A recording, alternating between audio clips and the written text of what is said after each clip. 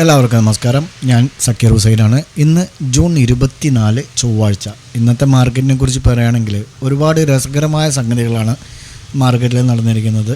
അതായത് വെടിനിർത്തൽ, പശ്ചിമേഷ്യയിൽ ഇറാനും ഇസ്രായേലും തമ്മിലുള്ള വെടിനിർത്തലുമായി ബന്ധപ്പെട്ടുകൊണ്ട് ട്രംപിൻ്റെ പ്രഖ്യാപനവും അതോടൊപ്പം വെടി നിർത്തി എന്നുള്ള ന്യൂസും അത് വെടി നിർത്തിയിട്ടില്ല എന്നുള്ള ന്യൂസും എല്ലാം കൂടെ ഇന്ന് ആകെ ഇൻവെസ്റ്റേഴ്സൊക്കെ ഒരു പരിതാപകരമായ അവസ്ഥകളായി കുറേ മുകളിലേക്ക് പോയി താഴത്തേക്ക് വന്നു. എന്നിരുന്നാലും നിഫ്റ്റി ഇന്നലത്തെ ആ ട്രംപിൻ്റെ ആ ഒരു പ്രസ്താവനയോടുകൂടി, അതായത് അടുത്ത 6 മണിക്കൂറിനുള്ളിൽ വെടിനിർത്തൽ നടപ്പാക്കുകയും 24 മണിക്കൂറിനുള്ളിൽ യുദ്ധം അവസാനിക്കുകയും ചെയ്യുമെന്നുള്ള ഒരു പത്രസമ്മേളനം നടത്തിയതോടുകൂടിയിട്ട് മാർക്കറ്റ് നമ്മുടെ ബാലികേറാമലയായ 25,250 എന്നുള്ള റേഞ്ചും ക്രോസ് ചെയ്ത് മുകളിലേക്ക് പോയി 25,317 വരെ പോയി. പക്ഷേ നിർഭാഗ്യവശാൽ ഈ ഒരു ആഗോള പ്രയാസം കാരണം, അതായത് യുദ്ധം കാരണം കൊണ്ട് തന്നെ, അതുമായി ബന്ധപ്പെട്ടിട്ടുള്ള പ്രശ്നങ്ങൾ കൊണ്ട് തന്നെ പെട്ടെന്ന് തന്നെ താഴത്തേക്ക് വരികയാണ് ചെയ്തത്. സസ്റ്റെയിൻ ചെയ്യാൻ കഴിഞ്ഞില്ല.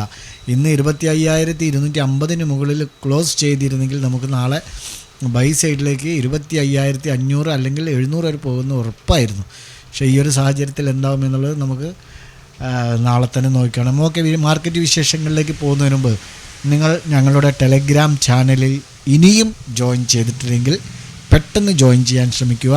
ഞങ്ങൾ കമ്മോഡിറ്റി ട്രേഡ്, അതായത് crude oil, natural gas, silver മൈക്ക് തുടങ്ങി ഒരുപാട് ആ കമ്മോഡിറ്റിയുമായി ബന്ധപ്പെട്ടിട്ടുള്ള ട്രേഡിംഗ് നടത്തുന്നുണ്ട്.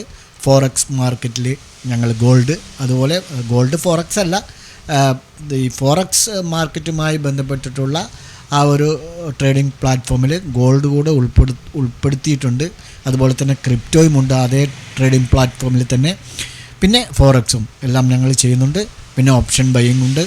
ഞങ്ങളോടൊപ്പം ചേർന്ന് നിങ്ങൾക്ക് ട്രേഡ് ചെയ്യാൻ താല്പര്യമുണ്ടെങ്കിൽ പെട്ടെന്ന് തന്നെ താഴെ ഡിസ്ക്രിപ്ഷനിൽ ലിങ്ക് കൊണ്ട് ജോയിൻ ചെയ്യുക. ഓക്കെ, ഒരു സ്റ്റേബിൾ അല്ലാത്ത പ്രകടനത്തിനാണ് ഇന്ന് നമ്മുടെ മാർക്കറ്റ് സാക്ഷ്യം വഹിച്ചത്. ഇസ്രായേൽ ഇറാൻ യുദ്ധത്തിൽ വെടിനിർത്തൽ നടപ്പാക്കിയതായി ട്രംപ് പ്രഖ്യാപിച്ച് മണിക്കൂറുകൾക്കകം തന്നെ ഇറാൻ വെടിനിർത്തൽ ധാരണ ലംഘിച്ചതായി ആരോപിച്ച് ഇസ്രായേൽ രംഗത്തെത്തിയതോടെയാണ് വീണ്ടും മിഡിൽ ഈസ്റ്റിൽ ഈ ഒരു പ്രശ്നം ആശങ്ക ഉണ്ടാക്കിയത്. അതായത് ഇന്ന് 12:15 ഉച്ചയ്ക്ക് 12:15 സെൻസെക്സ് 1100 പോയിൻ്റ് ഉയർന്ന് 83,018 വരെ എത്തി. അതേസമയം നിഫ്റ്റി 346 പോയിൻ്റോളം ഉയർന്ന് 25,318 എന്നുള്ള 1770 എന്നുള്ള റേഞ്ചിലും എത്തി. എന്നാൽ ഇസ്രായേലും ഇറാനും തമ്മിലുള്ള പുതിയ വെടിനിർത്തൽ ലംഘനങ്ങൾ റിപ്പോർട്ട് ചെയ്തു. ആ സമയത്താണ് റിപ്പോർട്ട് ചെയ്തത്. അത് പെട്ടെന്ന് തന്നെ മാർക്കറ്റിൻ്റെ ആ ഒരു ബുള്ളിഷ്നെസ്സിനെ തകിടം മറിച്ചുകൊണ്ട് ഡൗൺ സൈഡിലേക്ക് വരികയായിരുന്നു. അതിനുശേഷം നിഫ്റ്റി 24,999 25,000 എന്നുള്ള ഒരു താഴ്ന്ന നിലയിലേക്ക് എത്തി. സെൻസെക്സ് ആണെങ്കിൽ 1,118 പോയിൻ്റ് ഇടിഞ്ഞ്, അതായത് ഈ ഒരു റിപ്പോർട്ട് വന്നതിന് ശേഷം 1,118 പോയിൻ്റ് ഇടിഞ്ഞ് 81,900 എന്ന ഇൻട്രാഡേ ലോവും ക്രിയേറ്റ് ചെയ്തു എന്നുള്ളതാണ്. അതായത് ഡൊണാൾഡ് ട്രംപ് കുറച്ച് മണിക്കൂറുകൾക്ക് മുമ്പുണ്ടാക്കിയ വെടിനിർത്തൽ ലംഘിച്ചുകൊണ്ട് ഇറാൻ നടത്തിയ മിസൈൽ ആക്രമണങ്ങൾക്ക് റിപ്ലൈ ആയി ടെഹ്റാനിൽ ആക്രമണം നടത്താൻ സൈന്യത്തിന് നിർദ്ദേശം നൽകി എന്നാണ് ഇസ്രായേൽ പ്രതിരോധ മന്ത്രി പറഞ്ഞത്. അത് ഇറാൻ്റെ ISNA വാർത്താ ഏജൻസി ഈ അവകാശങ്ങളെ തള്ളിക്കളഞ്ഞ് രംഗത്തെത്തിയെങ്കിലും പരസ്പര വിരുദ്ധമായ റിപ്പോർട്ടുകൾ മാർക്കറ്റിൽ ഒരു വലിയ അനിശ്ചിതത്വം സൃഷ്ടിക്കുകയാണ് ഉണ്ടായത്. അതായത് ട്രേഡർമാർ അല്ലെങ്കിൽ ഇൻവെസ്റ്റേഴ്സ് മനസ്സിലാക്കിയത് വെടിനിർത്തലിൻ്റെ ഫലപ്രാപ്തി, അതായത് 12 ദിവസത്തെ ശത്രുത എങ്ങനെ പെട്ടെന്ന് അവസാനിച്ചു എന്നുള്ള ആ ഒരു പ്രഖ്യാപനം സംശയം ഉണ്ടാക്കി എന്നുള്ളതാണ്. അതാണ് മാർക്കറ്റിന് ഇന്ന് തിരിച്ചടിയായത്. മാത്രമല്ല ഹയർ ലെവലിൽ നിന്നൊരു പ്രോഫിറ്റ് ബുക്കിംഗും നടന്നിട്ടുണ്ട്. സെൻസെക്സ് ഇൻട്രാഡേയിൽ 1,100 പോയിൻറ്റിലധികം ഉയർന്നതും നിഫ്റ്റി 25,300 പോയിൻറ്റിന് മുകളിൽ ഉയർന്നതും നിക്ഷേപകരെ വലിയ തോതിൽ പ്രോഫിറ്റ് ബുക്കിങ്ങിന് പ്രേരിപ്പിച്ചു എന്നുള്ളതാണ്. അതുപോലെ തന്നെ ഫ്യൂച്ചേഴ്സ് ആൻഡ് ഓപ്ഷൻസ് കോൺട്രാക്റ്റുകളുടെ എക്സ്പയറി മന്ത് അവസാനിക്കുന്നതിന് മുമ്പായുള്ള ആ ഒരു ഇൻസ്റ്റേബിളും മാർക്കറ്റിനെ ബാധിച്ചിട്ടുണ്ട്.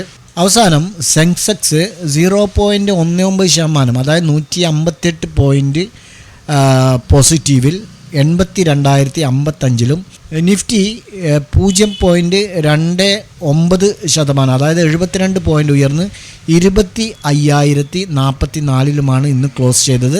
മിഡിൽ ഈസ്റ്റിലെ ഈ ഒരു കൺഫ്യൂഷൻ്റെ സംഘർഷം വീണ്ടും പൊട്ടിപ്പുറപ്പെട്ടതോടെ മാർക്കറ്റ് നേരിയ തോതിൽ ഉയർന്ന് ഒരു സ്ലൈറ്റ്ലി പോസിറ്റീവിലായി ക്ലോസ് ചെയ്യുകയായിരുന്നു. ഇന്ന് നിഫ്റ്റിയെ സംബന്ധിച്ചിടത്തോളം 25,317 മുതൽ 24,999 ഈ ഒരു റേഞ്ചിലാണ് ട്രേഡിംഗ് നടന്നത്.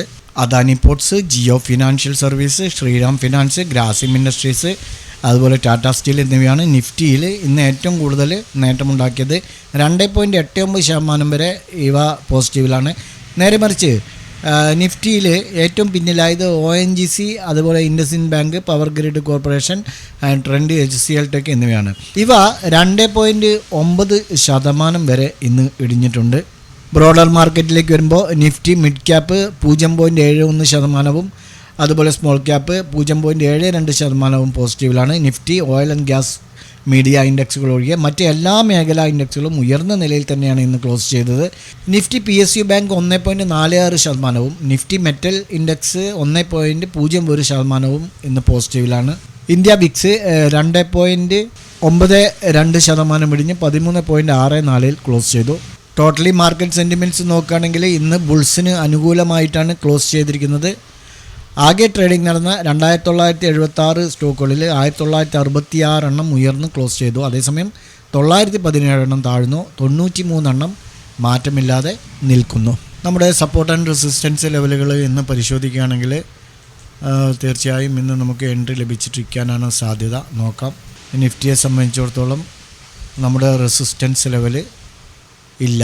റെസിസ്റ്റൻസ് ലെവലിന് മുകളിലാണ് ഇന്ന് ഓപ്പൺ ചെയ്തത്, ശേഷം താഴേക്ക് വരികയാണ് ചെയ്തത്. നിഫ്റ്റിയിൽ നമുക്ക് എൻട്രി ലഭിച്ചിട്ടില്ല. ബാങ്ക് നിഫ്റ്റിയിലും എങ്കിൽ അങ്ങനെ തന്നെ ആയിരിക്കും. ഇല്ല, ബാങ്ക് നിഫ്റ്റിയിലും നമുക്ക് എൻട്രി ലഭിച്ചിട്ടില്ല. സെൻസെക്സിൽ നോക്കാം. സെൻസെക്സിലും നമുക്ക് ആ ഒരു അവസ്ഥ തന്നെയാണ്. 3 ഇൻഡെക്സിൽ നമുക്കിന്ന് എൻട്രി ലഭിച്ചിട്ടില്ല. നാളെ നമുക്ക് ഇതിൽ റെസിസ്റ്റൻസ് ആയിട്ട് ഇന്നത്തെ ഹൈ മാർക്ക് ചെയ്യാം. 83,020. ഓക്കെ, സെൻസെക്സിൽ റെസിസ്റ്റൻസ് 83,020 സപ്പോർട്ടായിട്ട് നമുക്ക് ഈ ഒരു സോണ് പെട്ടെന്ന് വാച്ച് ചെയ്യാം. 81,910 സെൻസെക്സിൽ ഇങ്ങനെ വാച്ച് ചെയ്യാവുന്നതാണ്. ബാങ്ക് നിഫ്റ്റിയിലേക്ക് വരുമ്പോൾ നമുക്ക് റെസിസ്റ്റൻസ് ആയിട്ട് 56,860 സപ്പോർട്ട്, 56,280. ഓക്കെ, അപ്പോൾ ബാങ്ക് നിഫ്റ്റിയിൽ ഇങ്ങനെ വാച്ച് ചെയ്യാം. നിഫ്റ്റിയിലേക്ക് വരുമ്പോൾ നമുക്ക് റെസിസ്റ്റൻസ് ആയിട്ട് 15 മിനിറ്റ്സ് ടൈം ഫ്രെയിമാണ് നമ്മൾ പറയുന്നത്.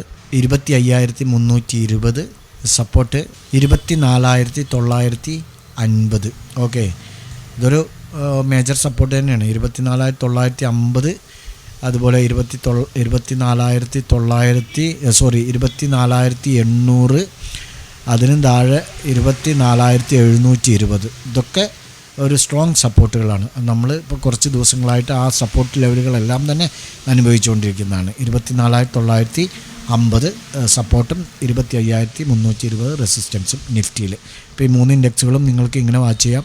നിങ്ങളുടെ ട്രേഡിംഗ് പ്ലാറ്റ്ഫോമിൽ ആഡ് ചെയ്ത് ഇവ നാളെ സപ്പോർട്ട് ആൻഡ് റെസിസ്റ്റൻസ് ലെവലുകൾ ബ്രേക്കൗട്ട് ചെയ്യുന്നുണ്ടോ എന്നുള്ളത് നോക്കുക. ഉചിതമായ സമയത്ത് എൻട്രി എടുത്ത് പോകുക. ഞങ്ങളുടെ വീഡിയോ എഡ്യൂക്കേഷൻ പർപ്പസിന് വേണ്ടി മാത്രമാണ്.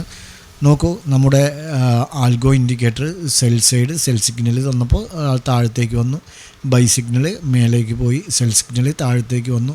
ചില സമയങ്ങളിൽ മാത്രമാണ് നമുക്ക് ഒരു ഇടുങ്ങിയ ചെറിയ റേഞ്ചിനകത്ത് ഉൾപ്പെടുന്നുള്ളൂ. നോക്കൂ, ഇവിടെയൊക്കെ അങ്ങനെയാണ്.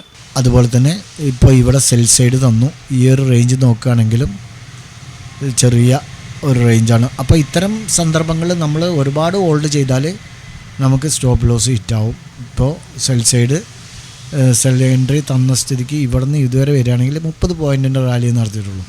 അപ്പോൾ ഇത്തരം സന്ദർഭങ്ങളിൽ SL ഹിറ്റാവും. ഓക്കെ, അതല്ലാത്ത പക്ഷം SL ഹിറ്റാകുന്നതിന് മുമ്പ് ഇവിടെ ബൈ സിഗ്നൽ തന്നു കഴിഞ്ഞാൽ എക്സിറ്റ് അടിക്കുക. അപ്പോൾ താല്പര്യമുള്ളവർക്ക് ഞങ്ങളുമായി ബന്ധപ്പെടാം. ഓക്കെ, നാളെ നല്ലൊരു പ്രോഫിറ്റബിൾ ഡേ ആവട്ടെ എന്ന് ആശംസിച്ചുകൊണ്ട് നിർത്തുന്നു. ബൈ.